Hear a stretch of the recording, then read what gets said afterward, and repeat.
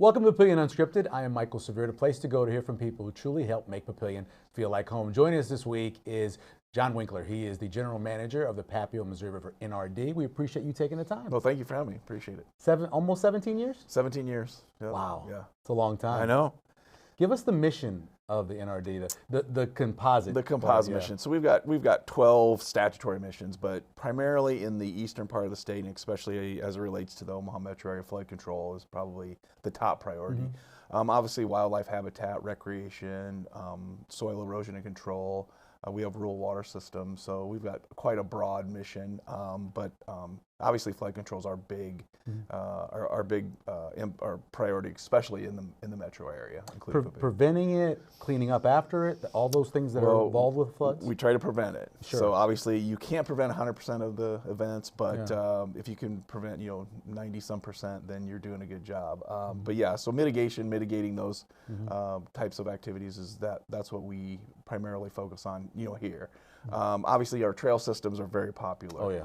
And so we do a lot of work with our partners, including Papillion, City of Omaha, Sarpy County on trail systems, and we're also kind of coordinating and working with Sarpy County on the sewering of South Sarpy, and have been a part of that process. So water quality is a huge issue for the NRD as well, to protect that, not only water quantity, but water quality. So you've got about a third of the Missouri River, you get the Papio, the Elkhorn all together. It's a lot of river front. Yes. How much distance are we talking about? Yeah, so our district goes all the way from South Sioux City to the confluence of the Platte and the Missouri River, just north of Cass County. So we've got a big district, northeast part of the state. And as you say, we've got a lot of water, but we've got the Missouri River on one side, the Platte, Elkhorn on the other, and then the Platte along the south. So we've got quite a few rivers, major rivers in the state that kind of all come together in one spot. Papillion and Omaha are part of the Papillion Creek watershed, and if you look at it on a map, it's basically a huge funnel. So it starts in Washington County, and all the creeks and streams enter one area south of the Omaha Papillion wastewater treatment plant in Bellevue. So that whole watershed drains to one specific location. Oh wow. So I say sometimes it's a little like a bathtub. So if you put your foot over the drain, the water starts building up. It's a little like the Papillion Creek watershed, because you've got one spot that it drains to. If anything gets in that way or prevents that from draining, then you've got problems throughout the entire area. You're mentioning a number of counties, 6 total counties? 6, yeah. How many people, how many personnel do you have? So we've got 50 full-time people. We pick up a few in the summer for mowing and maintenance and things like that. But so our district contains over 42% of the state's population. Oh, just wow. in our district. Yeah. So and just that many people. Just that many work people. All that. Yep. Yep. Now, do you have people that come along that you can bring in volunteers if there's an emergency issue? So we work very close with our partners, our communities, emergency management folks, things like that. So we can kind of, and the Corps of Engineers is a great partner too. So we can, what I call force multiply very quickly if we have to. During the flood, it was all hands on deck. We were coordinating with obviously NEMA, the state agency, FEMA, the Corps. So there was a number of personnel, obviously the county, cities, everyone was involved. And so that was a very extreme event, but there was a lot of hands on deck too. So yeah, so for the most part, we efficiently maintain everything we need to do with the 50 or so people we have. But it gets more and more difficult every year as population expands. And our missions. We partner a ton.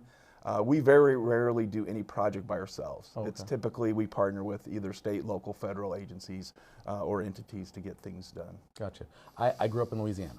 So we have on one side the earthen levees, and on the other side you have the concrete levees. Yeah, obviously you can get breaches from the earthen levees. You can top the concrete levees. What do we have more of in your project? We have more earthen levees. Okay. And it's which makes it obviously difficult. Wear and tear. Right. And we have them. Most of them are in the core program, where we obviously have inspections every year. We spend a ton of operation and maintenance on those levees. If it's rock, if it's filling holes, if it's whatever. So we spend a good part of our budget making sure that they're maintained and ready to go in case of a flood event. And in fact, during the 2019 flood, it wasn't a matter of that the levees were breached or that they didn't perform. They were simply overtopped. They weren't built to the level that particular event occurred at. So It wasn't the fact that they didn't hold up; they just weren't high enough. Gotcha. And so, the water just rolled over the top, like it wasn't, pretty much like it wasn't there. And so that's what we had. I asked you before, but 2019, 2011, those are the two really that we remember being big. 2019 was more serious for you guys? Yeah, 2019 was historic, and the reason it was more statewide. I think 81 out of 93 counties were declared disaster areas. The one thing about the 11 flood that was different is that I call that one, it was I would say man-made, more man-controlled, meaning They're releasing water from the dam. Meaning they had to release water, and they knew they did, and so we were able to prepare a few months before they started to do it. So we were able to make sure that all of our systems were in place, all of our repairs were made, and that we were vigilant. We knew it was coming. One thing about the 11 flood is that it lasted for about 3 or 4 months. Gotcha, yeah. But we were able to monitor, and so we were able to prepare. The 19 flood, it happened in a matter of a couple days. And so no way you could prepare for that. And so it was just the volume, and it was shorter lived as far as the time the water was there. But it was just more devastating. It was more extensive, and so there was really nothing you could do at that particular point in time. So they were both bad, but they were both different. And 19 was definitely more devastating. I know you understand it, but not everybody understands how devastating water could be. Yeah. My father-in-law lives in St. Paul, Nebraska. It literally changed the course of that river. Like where it used to go, it doesn't go anymore because it topped it over and it started its own new river. Right. Yeah. There was a couple areas in the Platte where it did the flood just cut a new channel. Yeah. And it just decided to go where it wants to go. In the 2011 flood, it was kind of the talk of, because the Missouri used to be a unbraided river, used to expand through both bluffs, and it meandered, and then it got channelized. Well, every now and then Mother Nature, the river tries to go home, to get back to where it originally was. Nature returns to nature. Nature tries to get back, and so that 11 flood reminded me of that. It was trying to go back to where it was. Yeah. So I mean, the water's powerful, and once it starts, it's very hard to stop. They say the worst part of a flood is not necessarily when it's flooding; it's the aftermath, the cleanup, the amount of debris and the amount of silt and all. And so if you can prevent or at least mitigate those types of things, you're way ahead of the game. So that's what we attempt to do. Yeah, you mentioned mitigation a couple times. That requires funds. Congress provides. So we have various funding. So we have our own taxing authority. So just like the city or the county or the school district, we have our own levy authority that we tax property. And then also, again, it's partnering. So it's working with Congress to get federal funds. It's working with state legislature to get funds. It's partnering with the community, like for example Papillion, partnering on a specific project where each entity pays a portion of it. So that's what we do, and I think we have right now I believe it's over 130 different what we call interlocal agreements, and that's where we're sharing resources and we're sharing costs on different projects. So that's what we do, and that's what we believe. You can't do it all. If it was just left to us, there's just no way we could do the amount of projects that we do. So that's why we attempt to we flip over every couch cushion we can and shake every tree to get as much funding as you can for these projects. Is it easy or hard for people to understand that if you do the work now, the flood comes along, you're not having to pay it in the back end? Like all the money it costs, I know, for Offutt to repair all the damage there, that's something that could be prevented if you do it early, right? So, I mean, we've had analysis where, because we were in the process of rehabbing the levees that protect Offutt. Unfortunately, the flood occurred before we could start that work. But we've looked at if that work would have been done before the flood, Offutt might not have flooded at all. Wow. So you're looking at saving $1 billion in taxpayer fund to rebuild that facility. That's just that facility. I think the Papillion Creek treatment plant had $40–50 million worth of damage. That's not counting the fact that they were putting 60 million gallons of raw sewage into the Missouri River for a month, until they could bring the plant back online. So, I mean, it's I don't know if it's just human nature, but it seems like it's very difficult to say, hey, if we spend this now, we're going to prevent this in the future. Because everybody's really interested after a big flood event. It's like, hey, we got to do something to prevent this. Few years start going down the road, and it's like, I don't know if we really need to spend all that. It's short memory. So you're right. It's difficult to convince some people that, yeah, you spend $1 now, you're going to save 10 down the road. All the statistics we see is, any type of flood mitigation, I think it's either $1 to $6 or $1 to $12 savings in. So every dollar you spent, you save 6 to 12. Yeah. Depending obviously on severity of a particular event. But this watershed has a long history of flooding. Sure. Papillion's had a long history of flooding. Oh yeah. One thing I would say that we're extremely proud of is in 2019, if you looked in the interior of the Omaha metro area, including Papillion, that system was full. I mean, but it didn't flood. Oh, wow. It only flooded in the periphery of the Platte, the Elkhorn, and the Missouri. But if you look at downtown Papillion, perfectly dry. Wow. And that's because of all the work that we've done over since the 70s up in the upper reaches of the watershed. Some of those lakes our reservoirs that we had, they went up 5-6 feet in a 24-hour period.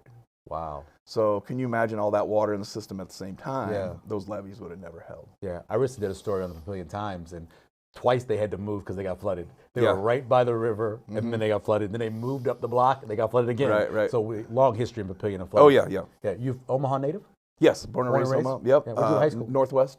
Oh, okay. Nice. Northwest Omaha. So David Benning University. Lee Terry University. Yeah, that worked too. Yeah, exactly. Yeah. Yeah. So born and raised Omaha. In fact, my grandparents lived on Coal Creek.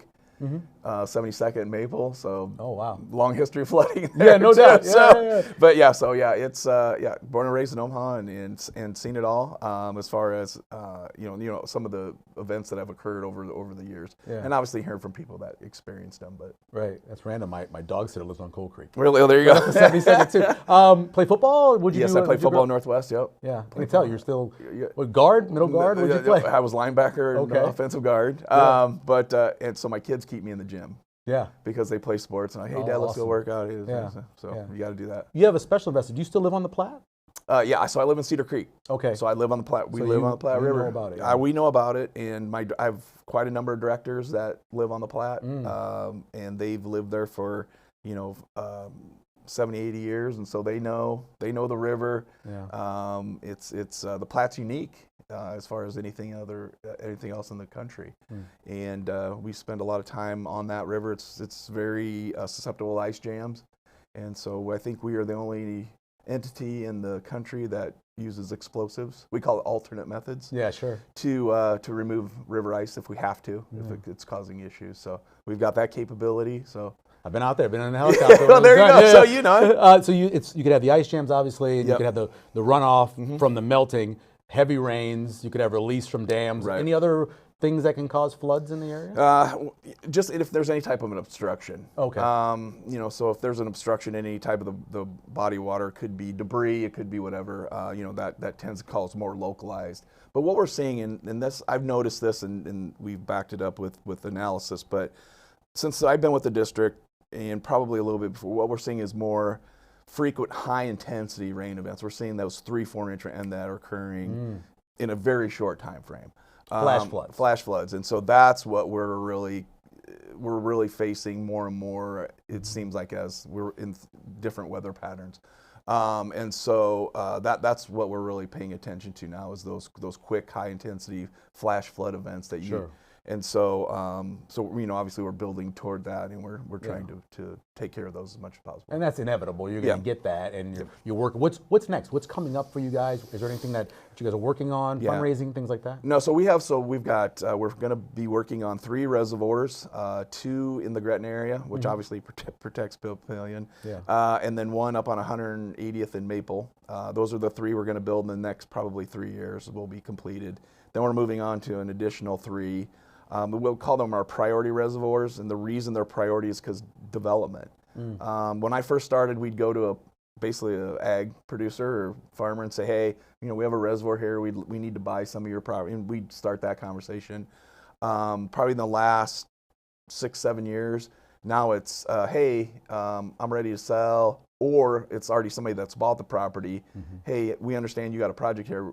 You need to buy this. Oh, okay. And so the whole table's been flipped, and now we're not even asking. People are coming to us and saying, "Hey, you need to buy this land because we're either cashing out or we're going to develop this area." Right. And so that's put a lot of pressure on us to get these things moving, and and it makes it tough when you construct a reservoir, because instead of out in just the middle of a cornfield or middle of a rural area, now you're building a reservoir in the middle of neighborhoods, right? Which is a whole different challenge. You have noise and dust and and so you have limited options as far as hours of operation. Like Prairie Queen, that contractor was able to work 24/7. Oh, really? Yeah. Monday through Sunday, they could work whenever they want. Can't do that anymore because just the amount of, you're trying to be good neighbors as you're building your project. And so it adds cost. It just adds a whole new layer of complexity. And so we're changing, but we need to get those done before literally the entire area is completely surrounded by houses. Yeah, I know, like we were talking, I think it's by 2040, because of the 5-city sewer project, you're talking another 100,000 people, businesses, all of that you're going to have to be making sure they don't get flooded. Well, and one thing too is development just keeps moving forward. Sure. I mean, it takes 2 to 3 years to fill a 200-unit subdivision. It takes us, by the time you get planning and permitting and funding and actual construction, it's 8 to 10 years to build a reservoir. Oh, wow. So it just doesn't, you can't keep up. And so that's been the pressure, is we need to, trying to get these things in place before all that development occurs. I think that used to be the watershed would be completely developed in 2050. Now it's 2040 or less. Oh, wow. So it's just, let's go, hurry up. I mean, I tell everybody, I said, I'm around this area, our district, a lot. I spend a lot of time around, moving around from place to place. Sometimes I'm out in certain parts, like either in Sarpy County or Douglas County, and I'm like, where in the hell did this subdivision come? I know the feeling. Yeah. I mean, it's just there, and I'm like, God, I didn't even know this was coming up. And but if you just look at Sarpy County between Papillion and Gretna, I mean, pretty soon there won't be an open area along 370. That's right. I mean, it's already filling in, and that's just going to continue to grow. That's why they have to add another exit. That's why they have to do it. Another exit. I always ask this question: anything in Papillion, whether it be a recreational area or a place to go to see, that you want to highlight? Anything that you guys do in Papillion? Yeah, well, the reservoirs are awesome in Papillion. I mean, you guys, as far as in Sarpy County and in Papillion, you guys have some great rec sites. Yeah. And one thing I like to tout is that our rec sites, and when the city takes them over after we construct them, they're free. I mean, people can go in. There's no park passes. There's no entry fees. And I like to give my friends at Game of Parks a little ribbon sometimes. I'm like, our parks are free. And they go, no, they're not. And I go, I understand. It takes taxpayer bill. But from then on, it's, a lot of people, I bet 9 out of 10 people that walk around the reservoir or ride their bike or fish have no idea that's flood control. Its specific mission is flood control. Yeah. But it's just like, hey, this is a beautiful park. Right. And they don't even know what its original intent is for. So. And sometimes they're complaining because there's not enough water. There's not. It comes back and forth. Right? Oh yeah. And sometimes there's too much water. And sometimes too much. Yeah. But and some of the newer ones we built, like in Portal and Big Elk, is there just hasn't been enough precipitation to get them, but they get there. Yeah, they get there real quick. John, we appreciate you taking the time. Yeah, really thank you. It was fun. Join us again next time when we hear from someone who helps make Papillion feel like home.